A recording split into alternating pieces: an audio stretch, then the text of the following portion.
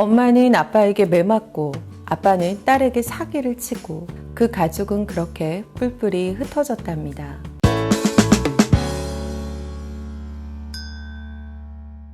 안녕하세요. 개인의 성장을 응원하는 아지트 한박사TV의 함쌤입니다. 최근에 제가 아주 따뜻한 책 한 권을 읽었어요. 누구나가 우리 인생 살면서 비밀 하나쯤은 안고 살아가잖아요. 그런데 남의 어두운 비밀을 내가 들었을 때 갑자기 공감이 되고 눈물이 나오는 기분. 혹시 여러분은 아시나요? 이 책이 저에게는 그랬어요. 그런데 저와 이 비슷한 마음으로 상처를 이겨낸 여성이 있더라고요. 바로 서동주 씨입니다. 너무 잘 아시는 인물이죠. 서세원 씨, 또 서정희 씨의 딸로 태어나서 수없이 많은 그 가십거리에 얽혀서 살아왔어요. 엄친딸로 알려져 있지만 실제로 그녀는 취업에서 59번 탈락했고 아버지하고 이제는 인연을 끊었고 또 이혼의 아픔까지 겪었습니다. 지금은 미국에서 변호사로 활동을 하고 있는데요. 최근 그녀가 책을 썼어요. 바로 샌프란시스코 이방인이라는 책입니다. 혹시 내 자존심이 바닥을 치고 있다면, 또 가족에게 받은 상처가 너무 커서 용서가 안 된다면, 또 더 이상 움켜쥘 것도 기댈 것도 없다라고 느끼신다면 여러분 이 책 꼭 한번 읽어보시길 바랍니다. 책의 목차를 보면 상처가 있는 분들은 그냥 마음이 쿵 하고 내려앉으실 거예요. 이런 목차들이 있습니다. 잡초라서 참 다행이야. 부탁인데 막 살아줘. 가장 어린 날의 기억, 우는 엄마. 당신의 이름은 일기장에서도 슬픔입니다.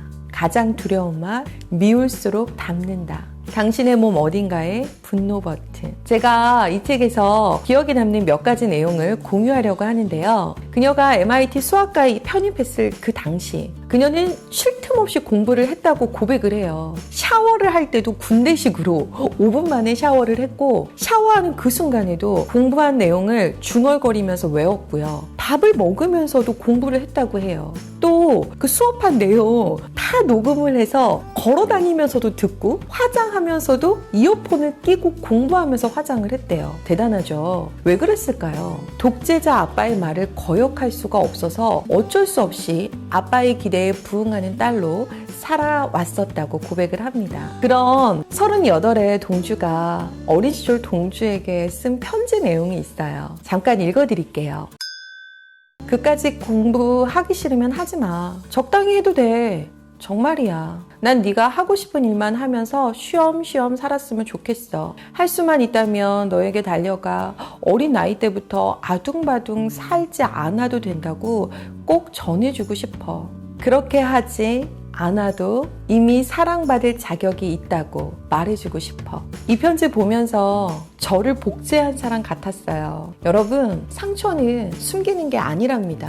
상처는 다시 고통을 겪더라도 정면으로 마주해야 된다라고 이야기를 해요. 그렇지 않으면 누군가를 볼 때 자꾸 원망, 미움, 억울한 마음이 나와버려요. 이 상처가 좀비처럼 되살아난다라는 거예요. 그래서 시간이 지나면 낫겠지 이렇게 생각하는 것이 아니라 상처를 인정하고 온전히 받아들여야 됩니다.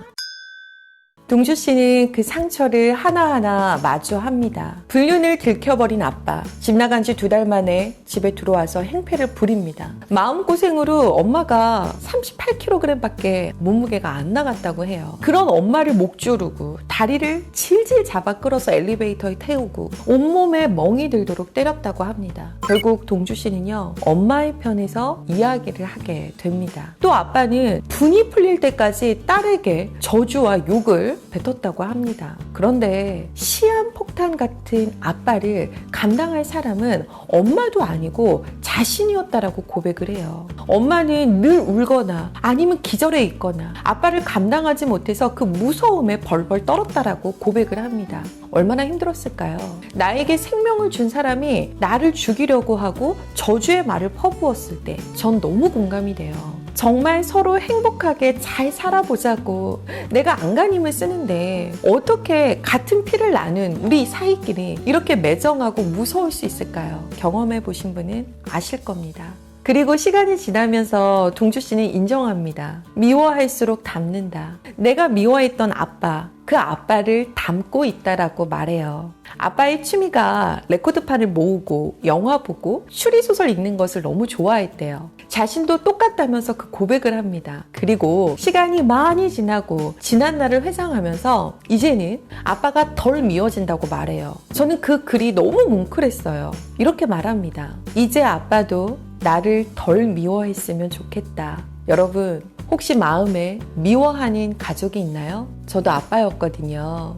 동주 씨가 이런 글을 또 남깁니다. 인생의 고비에서 넘어져도 괜찮다며 손을 내밀어줄 한 사람, 다시 일어설 수 있는 든든한 내 편이 있다면, 그리고 그 사람이 아빠였으면 어땠을까 생각해본다. 이 문장을 보면서 정말 마음이 아렸습니다. 제가 저희 아빠에게 하고 싶었던 이야기였거든요. 저 역시 정말 많이 미워했는데 이제는 지금의 아빠의 모습이 아닌 마음속 상처받은 아빠의 내면 아이를 보려고 정말 많이 애를 써요. 그러면 아빠가 조금은 이해가 되더라고요. 동주 씨는 이제 자신 있게 말해요. 세상이 던져대는 돌을 다 막을 수가 없다고, 상처 입기 마련이라고. 그러나 우리들에겐 선택권이 있다라고 말합니다. 동주 씨는요, 꿈을 꾸는 쪽을 선택했어요. 인생이 마음대로 제어되지 않더라도 꿈꾸며 살아가는 그 삶 자체는 온전히 자신의 것이기 때문입니다. 혹시 어디에선가 자신이 이방인처럼 외롭다라고 느끼는 분이 있다면 이 책을 꼭 만나보셨으면 좋겠습니다.